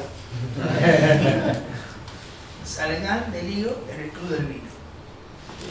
Guitarra y piano en el Club del Vino. Escuchen ese disco y fíjense si entienden cómo carajo puede ser que estén tocando así, ¿no? Por supuesto que la orquesta de Pugliese, el sexteto tango, hay toda una búsqueda que creo que directamente está tenida de eso. De hecho, había toda una cuestión que me comentó a mí Ramiro Gallo, que Balcarce y La Ballena hablaban de eso justamente y decían, Salgán no tiene el sonido porteño, que le decían algo así, le llamaban a eso, a esa cosa de ese tironeo en el cual el tempo queda. Y bueno, resulta que después Salgán, con 80 y pico de años, resulta que lo tenía, ¿no? Y bueno, él manifestaba, incluso decía que aprendió a tocar el piano a los 80 años, o sea, bueno, no sé qué de rarezas, pero eso es algo muy característico. Y me pasa a mí que la formación del dúo con Juan Martínez Calerandi, la guitarra, me encuentro mucho más, digamos, cómodo para hacer ese tipo de cosas. De hecho, las buscamos un poco adrede, incluso tocando, y a veces la ponemos al límite, ¿viste? En algún momento decir, a ver si me está escuchando o no, ¿no? Y hay una cuestión ahí también que siendo dos, se presta un poco al juego, porque vos tenés que escuchar a uno nomás. Y el otro tiene que escuchar a vos. Si vos te conocés bien con ese, te cagás de risa. Ahora, ya con tres, ya no es tan fácil la cuestión, me parece, ¿no? Entonces ahí habla, bueno, bien del trío, calculo que hablará de Bueno Gallardo Gómez, ¿no? Un trío espectacular, bueno. Ahí me parece que ya, mientras más sumás a esa cuestión, más se empieza a complicar. Creo que si estás vos solo es más fácil aún todavía, ¿no? Pero, por otro lado, a mí me pasó, como me llegó el rock progresivo de grande, me encontré con otro mundo. Al revés, yo vivía así, tocaba así, no sabía lo que era tocar al tiempo yo. Entonces, claro, un día me puse a tocar con uno que tocaba jazz. Decía, la puta madre, ¿dónde? Esto no se mueve ni un poco, ¿no? Yo estoy viendo ahí, digo, me encontré con toda una cosa, claro, acá hay otro mundo, acá los tipos están buscando un swing, están buscando una cosa, pero el tempo no se mueve. Claro, hasta el contrabajista por ahí tiende a tocar un poco atrás, pero el tempo no se mueve, ¿no? Y está el baterista ahí, que si es un buen baterista, no se mueve, ¿sí? Y ahí encontré que había también otra cosa. Entonces vuelvo de nuevo, no tuve mi orquesta, el dúo. En la orquesta por momentos había cosas más a tiempo, muy a tiempo, de hecho metíamos metrónomos en los ensayos y laburábamos así porque era un quilombo de tocar, entonces nos ayudaba mucho trabajar de esa manera, por supuesto que después lo sacábamos. Con el dúo laburé, pero con el quinteto, él me agarró la locura, digo, yo quiero tocar todo a tiempo, ¿no? Entonces armé toda una música pensada para que haya un clic taladrándome en la cabeza así y que ese clic sea siempre el mismo. No, ni siquiera cambiando, porque yo puedo poner un clic y le cambio la velocidad en el medio, ¿no? Entonces trabajé de esa manera. De hecho, una de las obras la obra que traje para mostrar acá tiene que ver más con esa lógica, ¿no? Donde está el tempo y es clave que el tempo ese se mantenga lo más fiel posible. Ahora, la articulación, la acentuación cortante, ese contraste de lo acentuado a lo no acentuado, lo rítmico con lo no rítmico, ¿no? Esa cosa agresiva que tiene un poco el tango, esa cosa rítmica o fuertemente expresiva y contrastante, ¿no? Que me parece que eso lo caracteriza incluso más que esto del cambio de tempo, porque vos podés escuchar eso mismo a tiempo también, no todo el tiempo las orquestas están tocando con un tiempo distinto, ¿no? Agustín, ¿y por qué quinteto progresivo? Yo le dije así, el rock progresivo por ahí, pero el quinteto en realidad está relacionado un poco a eso, ¿no? En algún punto por la formación incluso, ¿no? Sobre todo más cuando hay bajo eléctrico, porque va alternando bajo eléctrico con trabajo.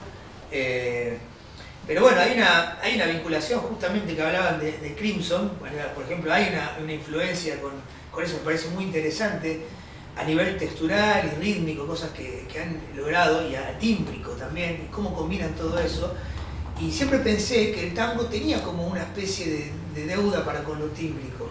Una cosa mía, ¿no? No digo que eso tenga que ser así. Yo siempre tuve esa fantasía de cómo sería si yo empiezo a explorar tímbricamente y a buscar más por ese lado. Por eso también en la orquesta empezaba a poner instrumentos y acá trabajar un sintetizador que en realidad es un universo de infinidad, de posibilidades tímbricas, ¿no? Y bueno, y ahí surgió una cosa donde la batería fundamental, el quinteto en realidad es la batería, el quinteto, lo contrario de lo que uno puede escuchar normalmente en tango, la batería es una cosa que está molestando en realidad, ¿no? Que habría que sacarla. Con Piazzolla yo la sacaría, por ejemplo, directamente. En todos los conjuntos la sacaría. En este caso pasó a ser, a mi entender, un elemento central. Yo construyo desde ahí. Y de hecho el que timonea el grupo es el baterista, ¿no? Y la verdad es que cuando uno también se acostumbra un poco a eso, es una sensación que desde el tango a mí me resultaba ajena, y cuando la descubrí fue muy especial también. Aparte, se siente que está todo el tiempo lleno, porque es un piano lleno, una batería llena, realmente llena. Agustín, ¿no? pero sacar la batería, pero no sacar la percusión en Piazzolla, ¿no? No, la percusión, pero el concepto de la batería, a mí me resulta que es algo implantado. Sí. A ver, no estoy criticando a Piazzolla por eso, porque Piazzolla fue un genio de la composición. Simplemente es una cuestión más mía, que yo escucho esa batería, así digo, sacala y listo, es lo mismo. O sea, ponemos una guitarra, ya está, no sé, la guitarra decimos que no suena, bueno, al margen. Pero ¿no suena o no la dejan sonar? Sí, no sé. La única que suena es la de Balichino en el Octeto Buenos Aires, que probablemente sea lo que más me gusta a mí, que ahí sí suena la guitarra. Después empezó como a sonar menos, ¿no? Como que sonaba cada tanto. Pero bueno, es una cuestión rara, que siempre me pregunté por qué carajo hay una guitarra que no suena tanto, ¿por qué no hace sonar esa guitarra si son 5 instrumentos? Pero no todo. fue Piazzolla solo, ¿eh? No pasó, no. Incluso con Salgán de Lío, que a mí me gusta tanto, se escucha más la guitarra cuando en el Club del Vino, cuando de Lío empieza a tocar la guitarra acústica, se separa más, ahí creo que logran separar mejor. Eso tiene solos de Lío, ahí que no tenía antes. O sea, tienen contados con los dedos de la mano, claro, un solo de guitarra. Las otras grabaciones es como que es un piano solo con un Lío. Y medio que pasa un poco eso, porque construye desde el piano, ¿no? Pero no me quiero ir por la rama. No sé, me parece que a mí me gusta poder tener las dos posibilidades, ¿no? Con el quinteto claramente teniendo una batería, no ando buscando mucho ese cambio de velocidad porque va un poco en contra de lo que me conviene. ¿Para qué armo eso con esa batería gigante haciendo eso? Si voy a estar diciéndole, no, ahora toca un poquito más lento, ahora espera que entre el bandoneón, o sea, no, ponela donde tiene que ir y vamos todo ahí, digamos, ¿no? Y tiene un efecto fuerte. Yo descubrí una cosa ahí, que hay una potencia con eso, y bueno, que me seduce y me sigue gustando. Qué bueno. Creo que vamos a tener que ir cerrando la charla. Como dije, yo tengo 1000 preguntas para cada uno, a vos una menos. Se las haré en otro momento, pero en cualquier momento va a sonar el timbre y vamos a tener que dejar el aula. ¿Alguna pregunta como para que podamos responderla brevemente? ¿Cómo es ser tanguero hoy? O sea, yo me imagino, sé, porque también hablo con profes y pregunto, que no es que solo componen y su música llega a todos lados porque la escribieron. Me imagino que hay un motor de autogestión, de llevarlo, de crearlo, como decían, de llevarlo al vivo. Y bueno, ¿cómo se llevan con eso? ¿Cómo lo aprendieron? ¿Si lo aprendieron solos? ¿O lo tuvieron que hacer? ¿O hay alguien que viene y vamos a hacerlo y te ponen toda la plata? Me parece que es central entender seguro como que la música es un bien social. Entonces hay que pensarlo como tal, y también qué música es la la que puede conectar, un poco lo que decía, qué conecta y para hacer que ese circulante con el público complete la vuelta. Porque si no, te quedas solo, ¿no? Y también es un poco, no fluye. Y si eso, digamos, si uno lo va entendiendo así, lo va pensando como productor, en un sentido no económico, sino como lo que uno está haciendo es producir un evento cultural que es un evento social, y que ese evento social tenga un disfrute estético, esa producción empieza a dar resultados. Y bueno, y con el tiempo te vas, como todo, te vas entrenando en qué cosas puede funcionar mejor, digamos. No solo estoy hablando de lo musical, sino digamos, lo que tiene que ver con producir o qué vas segmentando vos, en qué mercado te metés, digamos, también, porque eso también es una cosa que uno va entendiendo. Digamos, para hacerlo más, tal vez más, no hablamos de las cosas internacionales, pero digo, solo para ponerlo en un ejemplo.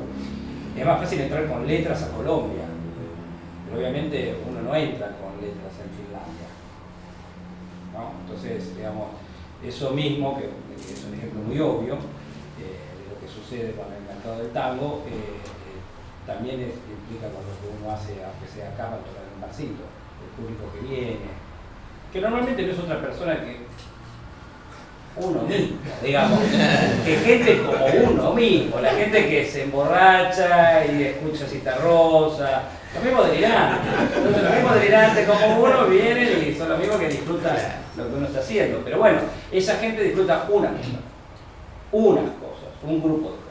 Y ese grupo de cosas hay que saber, digamos, en qué ámbito se disfruta más, en qué contexto, con qué pincha. Digo, porque también esas cosas también hacen ¿no? Con qué luces. Sí, yo creo que eso que vos decís, cómo se hace, ¿no? Para convocar, me parece que parte de una necesidad tuya de querer mostrar algo, ¿no? Un poco lo que decía yo al principio, ese enamoramiento con el instrumento que tenemos cada uno de nosotros o con la música, hace que vos tengas necesidad de componer algo y de querer mostrarlo. Eso es lo que dispara lo otro. Y seguramente por ahí vas a parar a un bar de 5x5 con 3 tipos que escuchan, pero eso ya movió energía, ya comunicó algo y eso trae otra cosa. Empezá un poquito. No te digo a vos a todos, como empezamos nosotros, con 3 tipos, pero imposible parar, ¿no? Como decía vos, no puedo parar de componer. Te agarro una técnica. Vas a hacer otra cosa, un poco el piano. Sí, pero poner la cabeza de productor, yo creo que ayuda, poner la cabeza sí, de también. Sí, digamos, está bien que sea, digamos, la parte de que es una necesidad y es una cosa que uno se moviliza, pero si uno pone la cabeza del productor, puede tener más profundidad con las acciones, que encima son pocas, digamos, uno no puede hacer muchas cosas, porque no vivimos en una situación tan cómoda en lo económico como para decir, bueno, ¿sabes qué? Me voy a hacer 26 videos, me voy a contratar un community manager. No hay ese marco como para producir. Entonces, si uno ajusta la puntería lo más que pueda, sabiendo que uno va a picar igual, ¿no? Digo, pero intentar picar cada vez menos, ir aprendiendo de eso y ir segmentando el término del marketing, ¿no? Estoy utilizando, pero justamente eso, digo, entender que estamos segmentando, ¿sí? Entender que estamos trabajando con un producto, que hay alguien que lo tiene que consumir, aunque no sea un producto comercial, pero a ver cómo hacemos para que el otro se vaya con algo, sea una melodía, que silbando, para volver a redondear también, sí. Sea una melodía que se pueda silbar, o sea una experiencia estética basada en otras cosas. Pero en general, el músico en general no es de ir a tomar mucho timbre, ¿no? Vos lo producís, yo me doy cuenta, pero en general el músico es de producir y de buscar. Hoy en día me parece que sí, estamos todos O sea, que yo creo que hay que entender que nadie te va a regalar nada, claro, lo antes posible. Eso tiene que ver con la música de uno o de una. O sea, y tiene que ver con el desarrollo artístico también, y tienen que enseñarse en las instituciones gestión cultural. Desde el primer año, entender que parte de la formación de un músico en este contexto tiene que ver con saber autogestionarse. Si no sos compositor, no sos, digamos, si querés hacer tu música, o generar eventos artísticos, hay que entender que hay que salir, dejar de tocar, son muchas tareas, pero son las necesarias. Hay que dejar de un poco el ámbito del sonido y tal vez, bueno, si hay una convocatoria a presentarse y después empezar a mandar mail, o bueno, antes mail, ¿no? Lo que fuere para conseguir fechas y después te vas haciendo una red de contactos que no sé si ocurre la primera vez que uno va a tocar, digamos. Seguramente no sea la primera vez y hay que seguir, digamos. Y ese es el, porque vos después vas borrando un poco, esta nota no, eso es lo que decía del evento en vivo que te devuelve cosas, ¿no? Y vas, después cuando haces otro tema ya le cambias alguna otra cosa y te va quedando también una agenda de contactos y después otra cosa que retomo de Julián, a mí siempre me sirvió pensar en la función social del arte y tratar de ir teniendo una idea acerca de eso, una postura acerca de eso, lo más lograda, lo más profunda, como para poder mantenerme en el tiempo. Y eso creo que es una de las claves, mantenerse en el tiempo.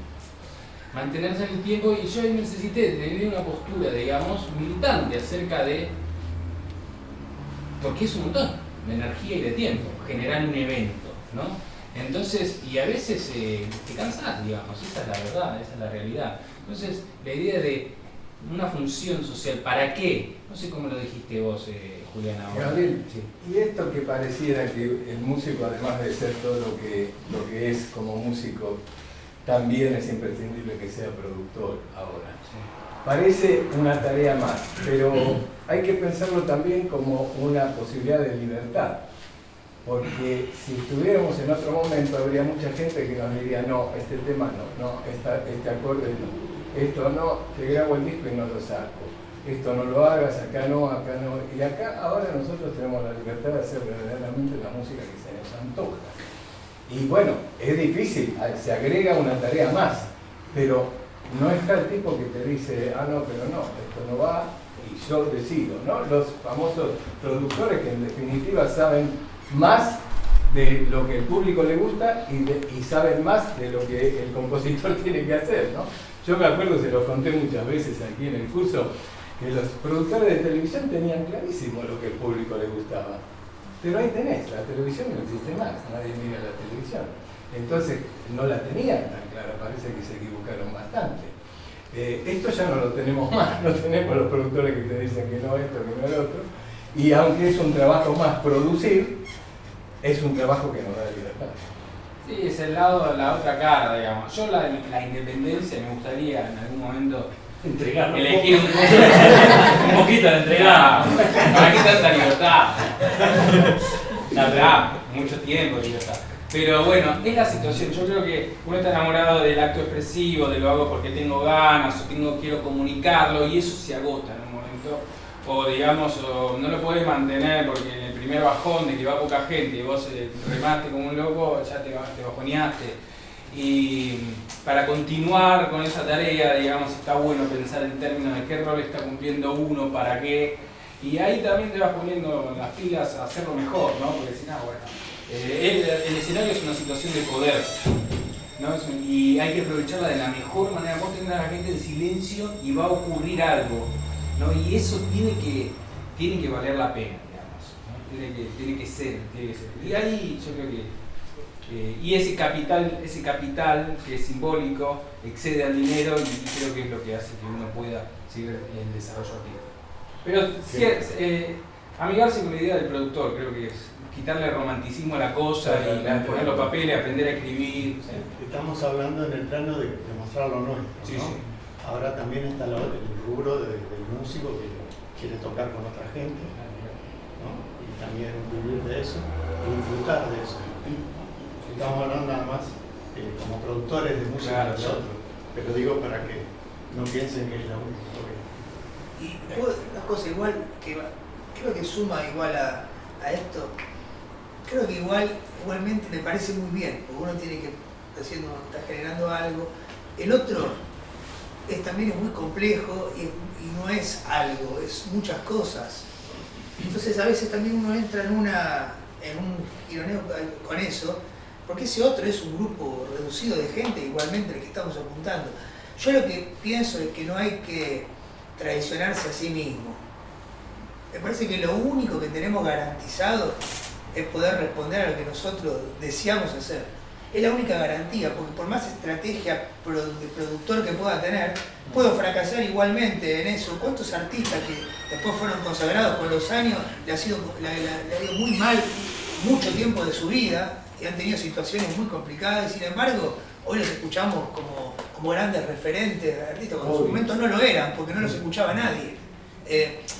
Entonces en algún punto hay algo que no nos pueden robar, que es eso. Me parece que vuelvo a lo anterior para remarcar la importancia que para mí tiene. Porque después, en definitiva, ¿yo qué puedo hacer si viene un picho y me dice la verdad que lo que haces vos es una cagada y no lo quiero escuchar y no me gusta? Y viene otro y me dice lo mismo, y resulta que vinieron tres y uno me dijo, che, no, a mí sí me gustó y me interesó esto. Bueno, en definitiva es lo que yo tengo para dar. Es lo que tengo para dar. Por supuesto, pensaré en mi mejor estrategia, todo, pero no me voy a traicionar a mí mismo por pensar en que tengo que llegar a algo que no sé ni qué es. Porque no me conozco ni a mí mismo, a mí no voy a conocer a otros, o sea, a ustedes. Yo estoy en la búsqueda también de quién soy yo de alguna manera, o qué vengo a hacer yo acá, ¿no? Y eso es algo que me parece muy complejo. O sea, eso nomás quería decir. Sí, aparte, Agustín, hay algo que a mí una vez me pasó con uno de estos discos del trío. Me habían traído una mezcla que estaba realmente mal. Yo había participado, cuando llego a casa, yo no lo podía ver. Tuve que poner toda la plata de nuevo. Yo decía, ¿dónde carajo saco la plata que tenía prestada? Uno lo hizo, eso queda ahí. Quizás a veces no lo volvés a tocar, son obras que no la volvés a tocar más, pero esa semilla, eso quedó. Y después con los años, yo me doy recién cuenta ahora que con los años eso cobra otra dimensión, ¿no? Que no es la que uno pensaba y que no es la que uno piensa cuando hace algo ahora. Uno tampoco piensa así en el futuro, uno hace porque lo tiene ganas de hacer. Y si uno siempre va a fondo con eso, no hay posibilidad de que salga mal, hay posibilidad de que no te escuchen, pero de que salga mal no. Qué bueno.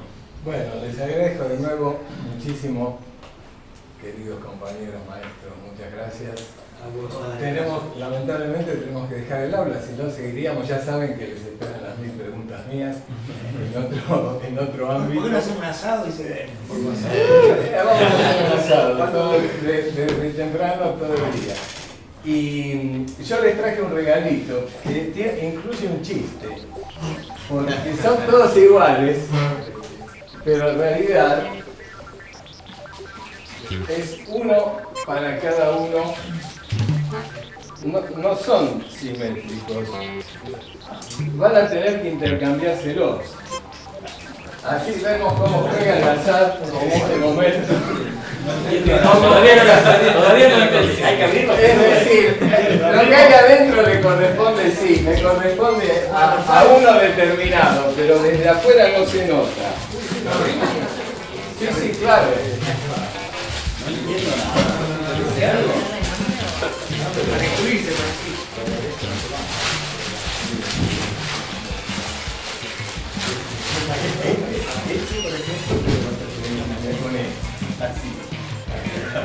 ¿Cómo es?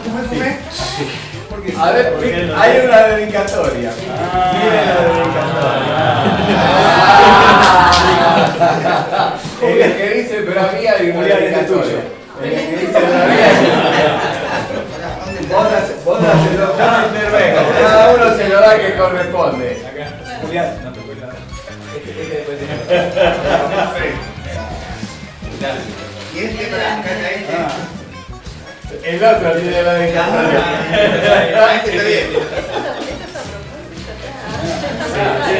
Ahí hay más. Es el azar. Bueno, chicos, acá están estos 5 maestrazos.